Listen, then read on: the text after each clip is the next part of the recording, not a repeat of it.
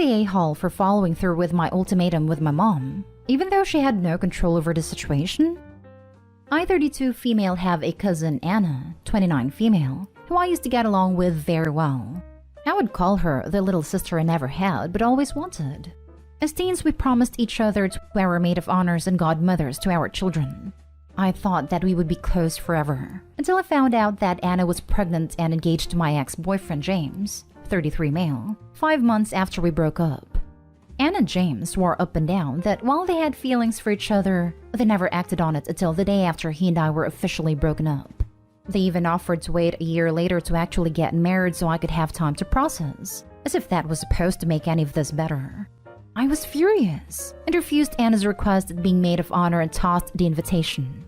My mom was very understanding at first, but since there was a baby involved, she wanted me to make peace as she didn't want to cut contact with her deceased sister's only child. My mom ended up going to the ceremony, but didn't stay for the reception as she felt like it was a good compromise, but I didn't care. I was extremely hurt and didn't speak to my mom for 6 months. Not too long after the wedding, there was some complications and Anna lost a baby. I didn't wish any ill upon the child, but I can't say I felt bad about it either. And it was a disappointment to many people on my maternal side for not rushing to be by Anna's side at the hospital. Over time, I re-established a relationship with my mom, and even introduced her to my then fiancé, now husband Mark, 39 male. I had no intentions in telling Anna, but I guess my mom told her, and she was upset that I chose my sister-in-law to be my maid of honor, and didn't even get an invitation. When I went to visit my maternal grandparents, I was ambushed by my mom, Anna and some cousins, and forced to listen to a tearful apology from Anna and be begged for forgiveness. Since my family feels that the world has already punished Anna for her relationship with James, the kindest thing I could do was show some mercy. My mom orchestrated the whole thing, and I was pressured into giving her a verbal invitation. But before I left, I told mom that if Anna or James caused any problems, that not only would they be dead to me, but my mother as well. Fast forward to the reception, and Anna and James started getting into an argument because he was drunk, and passive-aggressive. It had to be shuffled out. It was awkward, but we still managed to have a nice time. Since that day, I stayed true to my word and haven't spoken to Anna, James, or my mom since. I am currently pregnant, and a week after I made a Facebook about it. My stepmom called me and said that my mom was distraught over the idea of her not having a relationship with her future grandchild. Am I the a-hole? Edited to add. Had to step away, but I read some comments and got a few messages about the same thing, so I wanted to add more info. 1. The breakup wasn't mutual. James dumped me, and a few months later I found out about him and Anna. 2. Just because Anna and James said they didn't do anything physical until after our relationship was over, doesn't mean that they didn't. So until they can provide me some proof, in my eyes James cheated on me with Anna. 3. My parents divorced when I was around 5, and I've known my stepmom since I was 9. And she married my dad when I was around 12. She's always been a loving and supportive presence in my life, and I do have a bond with her. 4. When I cut my mom out of my life the first time, it was hard, and that's why I re-established contact, and then got frustrated when she started pushing for Anna and I to have a relationship again. Her and James making a scene was the final straw for me, because I never would have invited them if my mom hadn't pushed for it. 5. I'm worried that if I re-establish a connection with my mom again, she will use it again to push Anna onto me and ruin something else. I'm just not sure having a relationship with my mom is worth it. Edited to add. Looking at the comments again, and I wanted to be clear about other things. 1. James and I were together almost 2 years before he broke up with me. 2. I didn't tell my mom that if she goes to the wedding, I would go no contact with her. I assumed she wouldn't, and then when she did, I stopped talking to her. After 6 months, I accepted that my mom would still have a relationship, but told her I never wanted to see Anna again. Now for the comments. Not the whole.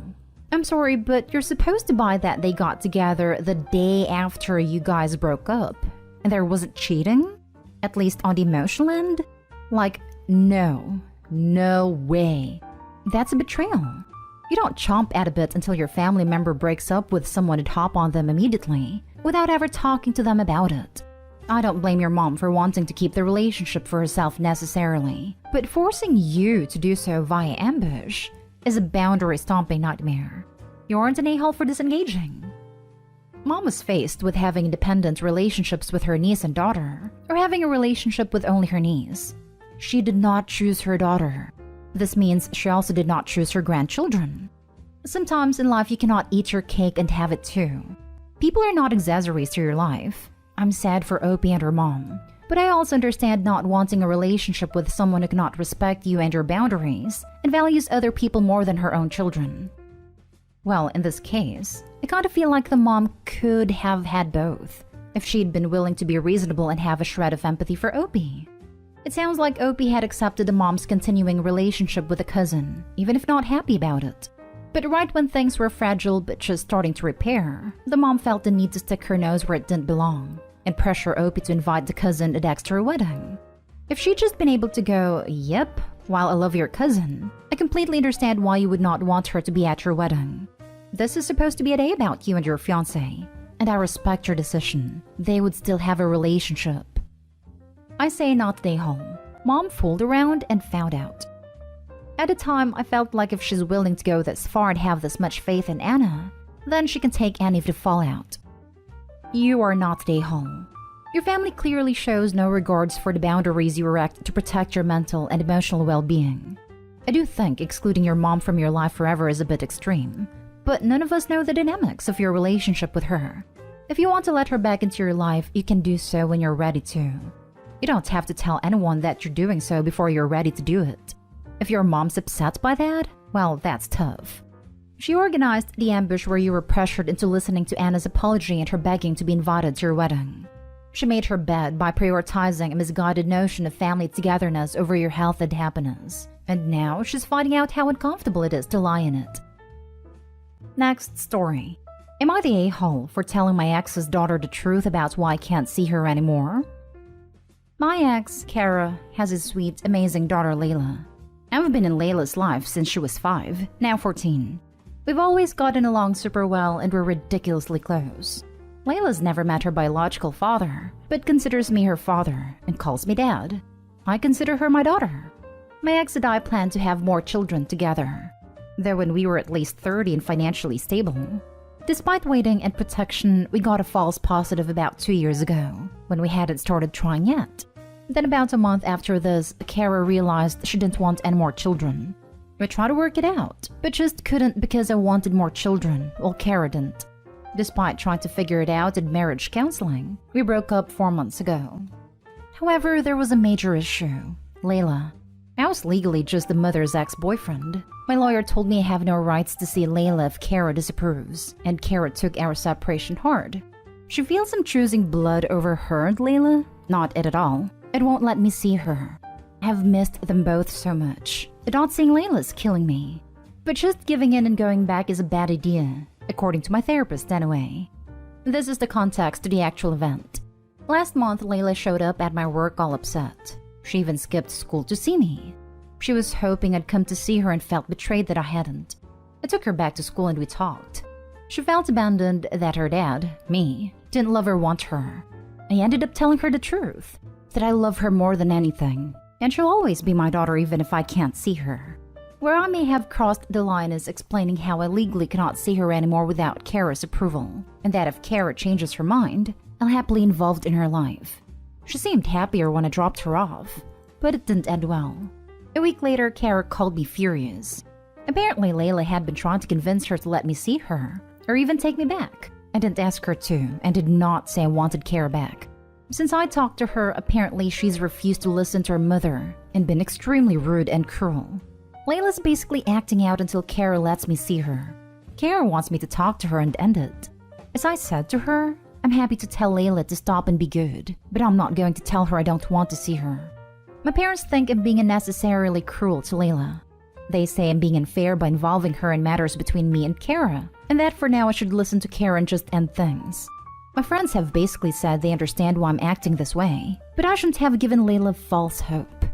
I honestly just didn't want her to think I abandoned her or hated her. I love her more than anything. Clearly it hasn't gone well, but I just hate the idea of lying to Layla about how I feel. Because I do want to be there for her. But maybe it was just cruel and selfish, like everyone is saying. Am I the a-hole? Edit. From a few messages I've seen since waking up, I think I didn't explain our relationship clear enough. We never married because we didn't want marriage. It is a regret in retrospect, but we, especially Kara, don't really believe in the idea of marriage. Our breakup was difficult. Neither of us really wanted to break up, even though we understood that we weren't compatible anymore. It did come down to me following through and ending it, but Kara did know it was coming. I did not blame the breakup itself on Kara. We haven't told Layla the specific issue, children, but she knows that I ended it. She also is aware that it is a mutual problem, and I have never acted like it's Kara's fault we aren't together, just me not visiting. Also, I'd be happy to contribute to Layla financially as well as physically/emotionally. I have been all this time. Kara just isn't letting me. Adoption just never came up honestly. I've been her dad, and everyone knows it. We just never thought about making it legal honestly. Dumb, I know now. But I just never thought of it since our relationship was real to me. Our counseling did discuss Layla, but while Kara was upset, we originally thought about having it relatively split. Like I see her a day or two a week. I obviously would want 50-50, but she wasn't okay with that. Then when the split actually occurred, it was really hard on Kara and she apparently decided different. Not today home. Assuming you didn't paint her mother in a bad light, she asked you why you weren't seeing her. She's a 14-year-old, not a 4-year-old. She deserves to know why someone who loved her most of her life, who for all the intents and purposes was basically her dad, just disappeared like that. Kara shouldn't have been keeping that from her daughter. That's a great way to foster abandonment and self-consciousness issues. I didn't intend to, but it's possible I may have accidentally done so. She's upset Kara won't let me see her. It is clearly blaming her.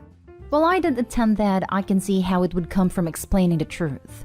I got carried away in the moment as I was trying to reassure her that I loved her. Layla has every right to blame her mother.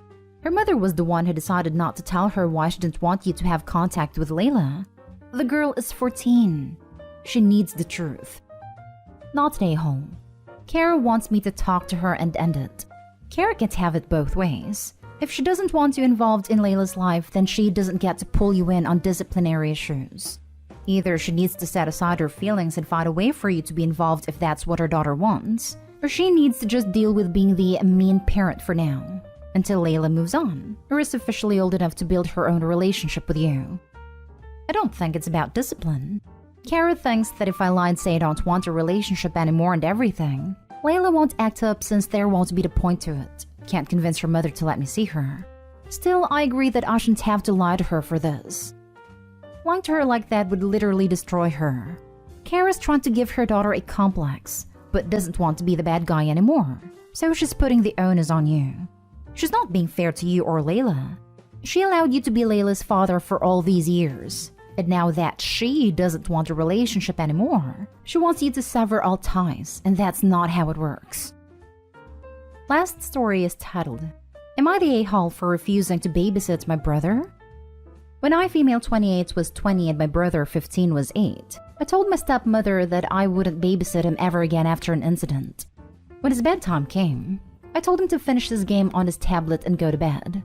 He refused, so I took his tablet, put it on a high shelf and told him he could have it back in the morning if he went straight to bed. He'd already been misbehaving that night, and I no longer had any patience for him. Instead of going to bed, he got a chair and tried to reach his tablet from the shelf, so I hid it properly. My dad and stepmother came home a little while after. I still hadn't managed to get him to bed. He told them I'd stolen and hid his tablet. They asked me where I put it, so I told them. My stepmother got it and gave it back to him. She got pissed at me. How dare I hide his things? I told her what happened, but she told me it's not my place to punish him. So I told her if she's going to undermine my actions while I'm supposed to be in charge of him, I'm not babysitting him ever again. I have better things to do than put up with his behavior if I'm not allowed to deal with it. After that, every time they asked, I refused. Eventually they stopped asking. They recently asked if I'd stay with him overnight while they went out of town for a wedding. I reminded them of the incident, but once again told them I'm not putting up with him if I'm not allowed to do anything about his behaviors. He still acts out at 15. Because his mother doesn't know the meaning of the word discipline. They pleaded with me because they were desperate, but I still refused. Edit, something I forgot to add. This would have been a work night for me. I have to get up at 5 a.m., but my brother stays up all night on the PlayStation and is very loud about it. I told them I'd consider it if they confiscated his PlayStation during, because I don't want him disturbing my sleep, but they said no. Now for the comments. Not stay home. The long game is especially delicious on this one. Make sure to take yourself out to celebrate. Seconded. Wait to stick to your word even years later. Not stay home. You're not obligated to babysit their kid. Not to mention he's 15, and if they don't trust him to be alone for a night, they can hire a babysitter. They need someone with him overnight because at 15 he can't legally be left alone overnight. Is he mentally disabled? You can legally leave a normal-abled 15-year-old alone in all US states. Illinois, the strictest, designates 14 as the minimum age. I'm in the UK. The law is that no child under 16 can be left overnight. Not stay home. So they want you to be responsible for him, but you can't actually take action when he misbehaves? Nope. You're not obligated to babysit for anyone, even family, and especially not under these circumstances. I'm sure he would sneak out or raise hell when you were there, and it would be your fault for letting him, even though you weren't allowed to tell him no and hold him accountable. Your dad and stepmom created this situation. They can get themselves out of it. A 15-year-old should be able to stay on his own for a few hours, even overnight, if somebody checks in on him. Lots of babysitters are 15. But on some level, your parents may know their cuddled and indulged child is not on that level of maturity. You, OP, now 28, are not required to indulge or cuddle him. Not stay home. Your parents have time to seek other arrangements. A few hours, yes, not overnight.